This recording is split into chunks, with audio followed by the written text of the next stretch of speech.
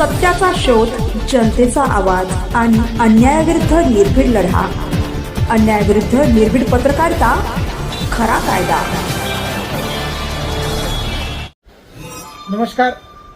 महाराष्ट्राचे महसूल मंत्री चंद्रशेखर बावनकुळे यांनी शेतकऱ्याच्या प्रती एक वक्तव्य केलं. त्या वक्तव्याचा मी या ठिकाणी जाहीर निषेध करतो.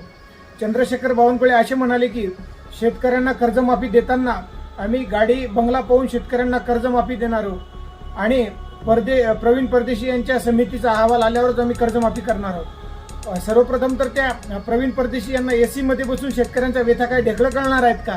आणि हो, ज्यावेळेस या देशाच्या उद्योगपत्यांचं हे 16 लाख कोटींचं कर्ज ज्यावेळेस तुम्ही राईट ऑफ केलं, माफ केलं, तेव्हा तुम्ही कुठलीच आट आणि तट त्या उद्योगपत्यांना लावली नाही.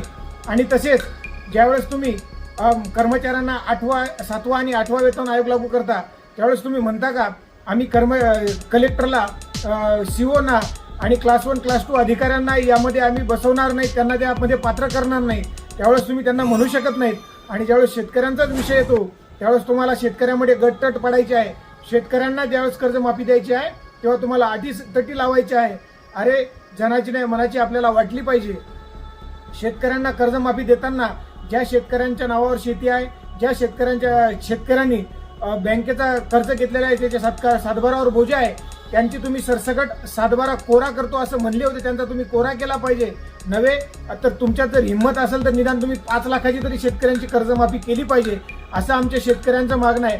जर तुम्ही शेतकऱ्यामध्ये गटतट पाडण्याचं काम कराल, शेतकऱ्यांना याही कर्जमाफीमधून वंचित ठेवण्याचं काम कराल, शेतकऱ्यांच्या आत्महत्याला कारणीभूत ठराल, तर येत्या काही दिवसामध्ये महाराष्ट्राच्या मंत्रालयावर येऊन त्या ठिकाणी आम्ही शेतकरी आंदोलन करू आणि अरबी समुद्रामध्ये सार्वजनिक आम्हाला त्या ठिकाणी आत्मदहन करावं लागेल याची नोंद आपण घ्यावी. म्हणून आपल्या या वक्तव्याचा जाहीर निषेध करतो.